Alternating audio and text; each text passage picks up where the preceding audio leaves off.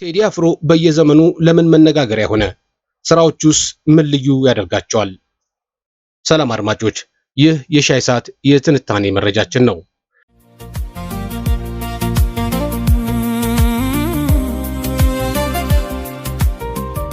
ቴዎድሮስ ካሳሁን ቴዲ አፍሮ ስድስተኛ አልበሙን ሐሙስ ዕለት ሚያዝያ 8 2018 ዓ.ም ከቀኑ 8 ሰዓት ላይ በራሱ የዩቲዩብ ገጽ ላይ ለአድማጮች አድርሷል።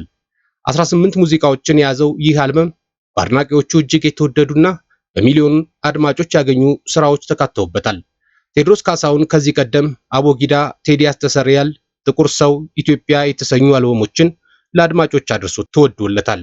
አሁንም የሙዚቃ ስራዎቹ በዩቲዩብ ገጽ ላይ ከተጫነ በኋላ በነበሩት 24 ሰዓት ውስጥ ብቻ ዳስጣል የሚለው ሙዚቃ ከ6 ሚሊዮን በላይ አድማጮች አግኝቷል።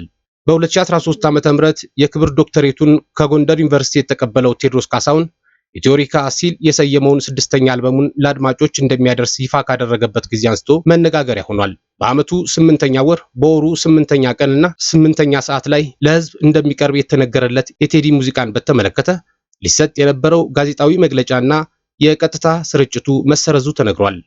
ከዚህም ባሻገር በቅድሚያ ሙዚቃው ይለቀቃል ተብሎ የነበረበት ሰዋሰው መልቲሚዲያ እና ቴዲ አፍሮ የነበራቸው ስርጭት ውል የማፍረሳቸው ወሬ ሌላ የውዝግብ አካል ሆኖ ነበር። በኋላ ሰዋሰው መልቲሚዲያ በሰጠው መግለጫ ከቴዲ አፍሮ ጋር የገቡት ውል ያቋረጡት በአሳታሚውና በድምፃዊው መካከል ባለው ውል ውስጥ በተካተቱ አዳዲስ ጉዳዮች መንስኤ መሆናቸውን አብራርቷል።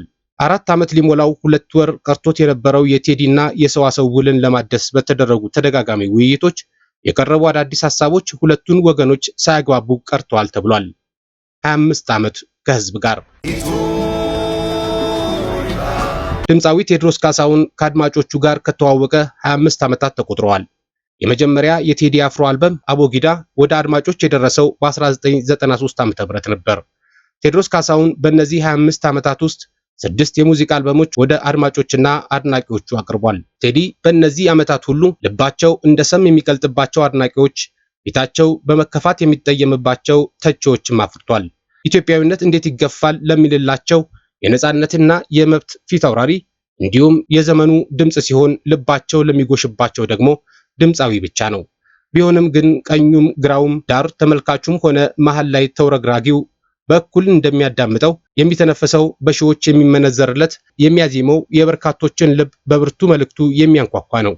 በ25 ዓመታት የሙዚቃ ህይወቱ ውስጥ ቴዎድሮስ ስራዎቹ ብቻ ሳይሆኑ እርሱም እንደተወደደ ለመቀጠሉ ምክንያት ምንድን ነው? ለምንስ ለየት ያደርገዋል ስንል በቅርበት የምናውቀውና የፊልም ባለሙያና የግጥም ደራሲ ያሬድ ሽሞቴን ጠይቀናል ሲል ቢቢሲ መረጃውን ያጠናክራል። ያሬድ ቴዎድሮስ ካሳሁን ልዩ የሚያደርገው የመጣበት መንገድ ልዩ መሆኑ ይመስለኛል ይላል። ቴዲ አፍሮ ሲመጣ ማንንም መስሎ አልመጣም።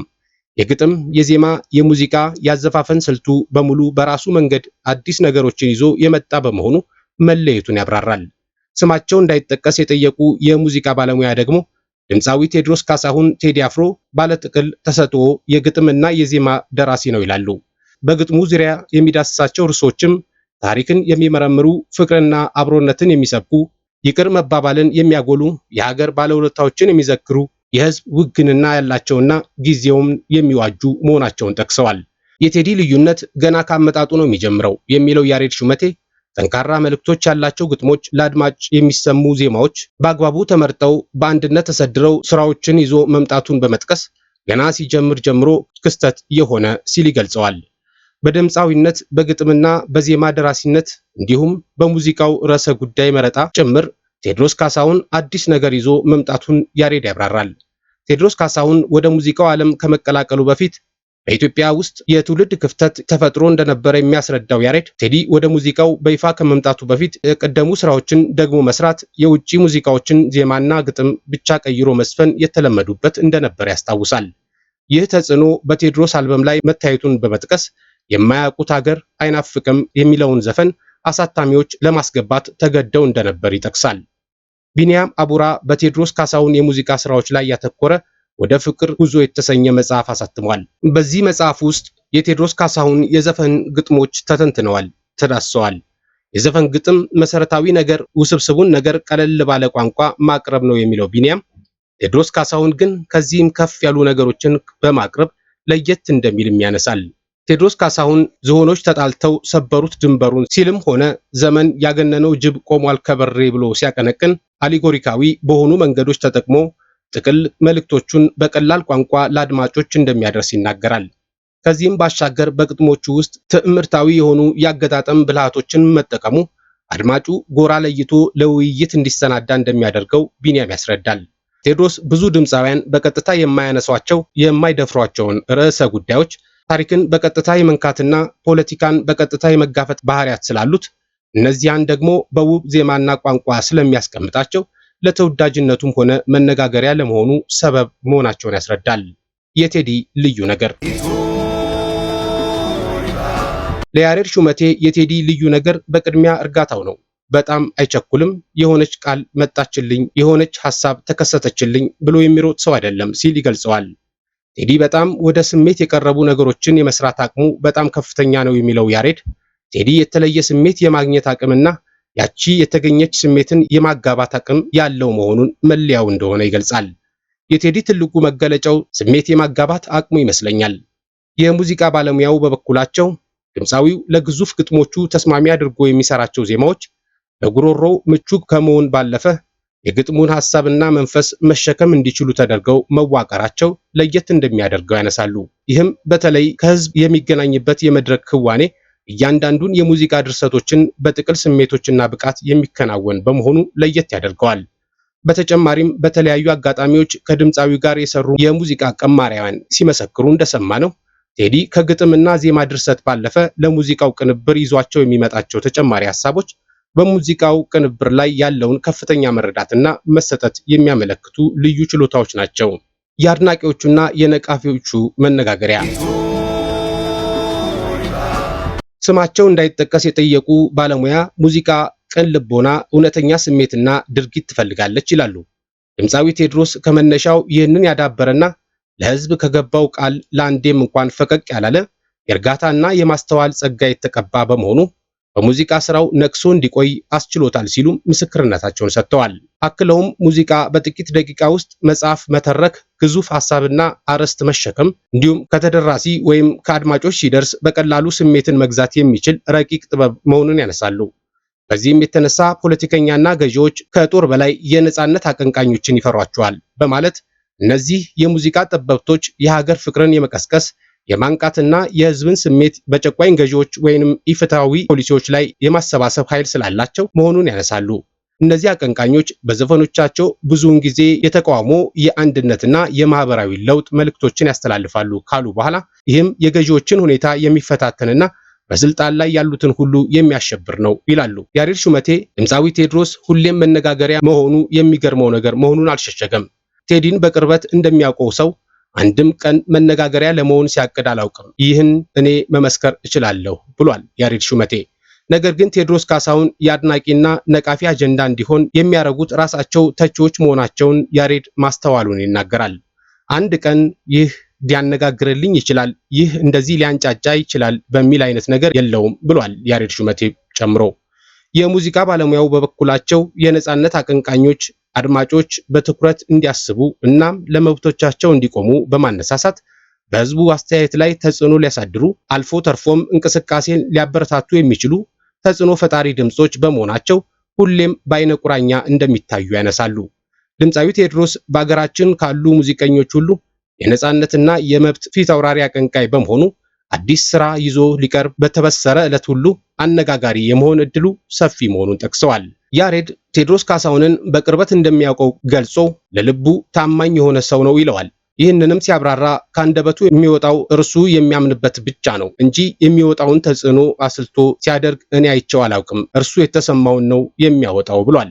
ለእርሱ አነጋጋሪ መሆን ኃላፊነትን መውሰድ የሚችሉት ሙዚቃው ከመውጣቱ በፊት የሚሰሙት ተቃርኖ ድምጾች ናቸው ባይ ነኝ። ለእርሱ ተወዳጅነት፣ ተሰሚነት፣ አነጋጋሪ መሆን የአንበሳውን ድርሻ የሚወስዱት በተቃርኖ የቆሙት አካላት ናቸው ይላል። ቴዎድሮስ ካሳሁን ሙዚቃውን ከመዝናኛነት ወደ ትግል ሜዳ የቀየረ ሙዚቀኛ ነው የሚለው ቢንያም ቀላል በሚመስሉ የፍቅር ታሪኮች ውስጥ ውስብስብ የኢትዮጵያን ፖለቲካ የመዘየብ ባህሪ አሉት ይላል። ሌላው ቴዲን በተመለከተ የሚነሳው በታላቁ ትርክት ኢትዮጵያዊነት ላይ የተንጠለጠለ መሆኑ ነው። እንደ አጋጣሚ ሆኖ ቴዲ አፍሮ ወደ ሙዚቃው ኢንዱስትሪ የተቀላቀለበት ወቅት ይህ ኢትዮጵያዊነት የሚባለው ታላቁ ትርክት ዲኮንስትራክት የተደረገበት ወቅት መሆኑን ቢንያም ያነሳል። ይህ ታላቅ ትርክት ዲኮንስትራክት ተደርጎ አዲስ ትርክት እየተፈጠረ በነበረበት ወቅት መገኘቱ የእርሱን አነጋጋሪነት እንዲጨምር ማድረጉን ቢንያም ያስረዳል።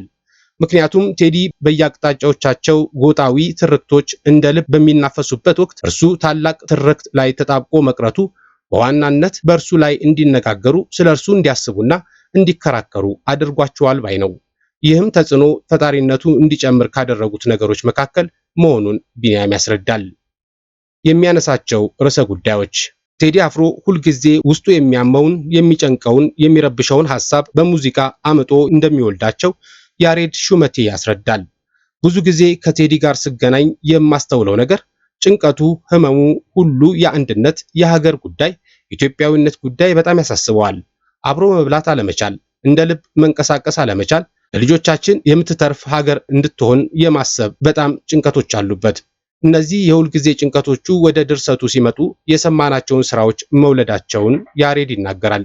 ቴዎድሮስ ራሱ ህዝብ ነው የሚለው ያሬድ ማንም ሰው የሚሰማው ስሜት እርሱም ይሰማዋል በማለት የሚያምንበትን ጉዳይ ብቻ እንደሚሰራ ይጠቅሳል። ቴዲ ህዝብ ይህንን ነው የሚፈልገው፣ ይህን ነው ፍላጎቱ ብሎ የሚያስብ አይመስለኝም።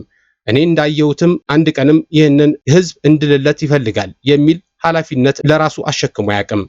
የቴዲ የሙዚቃ ስራዎች ፖለቲካዊ ሐሳብ ይዘዋል የሚሉ የፖለቲካ ሰዎች ናቸው በማለት እርሱ ሲሰራ የሚሰማውን እውነተኛ ስሜት ስለሚያወጣ ያ እውነተኛ ስሜት ደግሞ ወደ አድማጮች ይጋባል ይላል። በየዘመኑ ህዝቡ የተሰማውን ስሜት ለመግለጽ ቃላት አጥቶ የተቸገረለትን ነገር እንዲያወጡ ጥበብ እንደ መለኮት ሹክ የምትላቸው ሰዎች አሉ የሚለው ያሬድ ግን ያ ማለት ፖለቲካ ውስጥ ገብቷል ማለት አይደለም በማለት ቴዎድሮስ ካሳሁን እውነትን ከመግለጽ ውጪ ሌላ ሐሳብ እንደማይታይበት ይናገራል።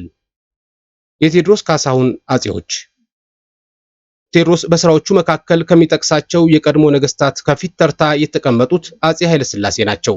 በ1993 ዓ.ም በታተመውና በኤልያስ መልካ በተቀናበረው ስራው ውስጥ ከተካተቱት ስራዎች መካከል ሁለቱ የሀገር ዋርካ የሆኑትን ሰዎች ያነሳሳል።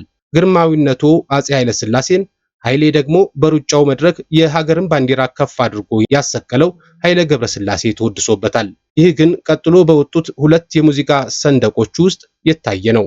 ቴዎድሮስ እና የጥቁር ሰው ነገስታቱን ያወደሰበት፣ ኢትዮጵያን አንድነት የሰበከባቸው ስራዎቹ ናቸው። ያሬድ ቴዎድሮስ ካሳሁን ከልጅነቴ ጀምሮ ስለቀደሙ መሪዎች ክፉ ነገር ሲነገር ሰማሁ፣ አሁን ግን ይበቃኛል፣ ደግሞ ያልተነገረው መልካም ነገር ብናገር ይሻላል እንደሚል ይናገራል። በኢትዮጵያ ታሪክ ውስጥ በተለያየ የታሪክ አጋጣሚ መጥተው አገሪቱን ስለመሩ ነገስታት በርካታ አሉታዊ ነገሮች ይነገራሉ። ስለዚህ ከቀደሙ ነገሮች የተሻለ የሚያደርጉ የሚያራምዱ ጉዳዮችን ብንወስድ የሚል መነሻ አለው። ስለ ኃይለ ሥላሴ የአፍሪካ ህብረት በማቋቋማቸው የነበራቸውን ሚና አጉልቶ አሳይቶ አስተዋጽኦአቸውን ዘክሯል። እንዲህ ጀግና ለመፍጠር ከዚህ ቀደም የነበሩ ጀግኖችን ማውሳት አዲስ ጀግና ይፈጥራል። ጀግናን ማቆለባበስ ነው አዲስ ጀግናን እንዲቀና መንፈሳዊ ተነሳሽነት እንዲኖረው ያደርጋል። በጥቁር ሰው ውስጥ ስለ ኢትዮጵያ አንድነት፣ በአንድነት በአንድ ስለመቆም ከመላው ኢትዮጵያ ተሰባስቦ አድዋ ላይ ከትሞ ድል ስላመጣው ሰው የአንድነትን ጉዳይ ነው የሚያወራው የሚለው ያሬድ እኔ የሚመስለኝ የጥቁር ሰው ሙዚቃ የኢትዮጵያን አንድነት የማይወድ ሰው ላይወደው ይችላል ይላል። ስለ አጼ ቴዎድሮስ በሰራው ሙዚቃ ላይም ጎንደር ጎንደር የአንዲት ኢትዮጵያ ዋልታና ማገር በማለት ስለ አንድነት አቀንቅኗል። ስለዚህ እኔ የሚታየኝ የቀድሞ ነገስታት ለአንድነት የነበራቸውን ዋጋ አጉልቶ ለማሳየት የፈለገበት ስለሆነ አንድነት ከሚለው ሐሳብ በተቃራኒ የቆሙ ሰዎች ቢጠሉት ምንም አይመስለኝም። ቴዲ አፍሮ በዓለም አቀፍ መድረክ እንዲገኝ ብዙ የአፍሪካ ሀገራት ታላላቅ ዓለም አቀፍ ዝናና ማማ ላይ የደረሱ ሙዚቀኞች አበርክተዋል። ኢትዮጵያ ሙላቱ አስታጥቄን፣ ማሊ ሳሊፍ ኬታን፣ ደቡብ አፍሪካ ማሪያም ማኬባን፣ ናይጄሪያ ፌላ ኩቲንን አበርክተዋል። ስማቸው እንዳይጠቀስ የጠየቁ የሙዚቃ ባለሙያ ቴዲ አፍሮ ካለው ግዙፍ ብቃት አቅምና ሰፊ የህዝብ ቅቡልነት አንጻር ስራዎቹ ከተወሰነው የሀገራችን የሙዚቃ ድንበር ተሻግረው የዓለም አቀፍ የሙዚቃ መድረክ ላይ ተጽዕኖ መፍጠር የሚችሉበት ሰዓትና ጊዜ አሁን በመሆኑ ጉዳዩን ቢመረምረው ይላሉ።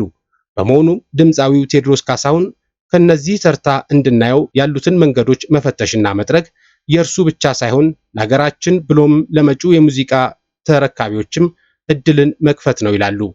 በመሆኑም ከቀድሞ ስራዎቹ የበለጠ የሙዚቃ ቅርጽ፣ የሙዚቃ ቀመር፣ የሙዚቃ ቅጂ፣ በሳል ዜማ እንዲጠቀም ይመክራሉ። በመሆኑም በሙዚቃ ቅርጽ ስራው ላይ በየዘርፉ የላቁ ሰዎችን በሀገር አሊያም በውጭ ደረጃዎችን የጠበቁ ትላልቅ የቀረጻ ስቱዲዮችን ቢከናወን ሲሉ አስተያየቶቻቸውን ሰጥተዋል።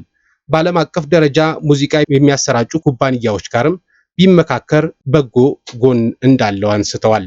ለዛሬ ያዝኩላችሁ የትንታኔ መረጃችን ይህ ነው። በሌላ መረጃ እስከምንገናኝ ጤና ይስጥልኝ።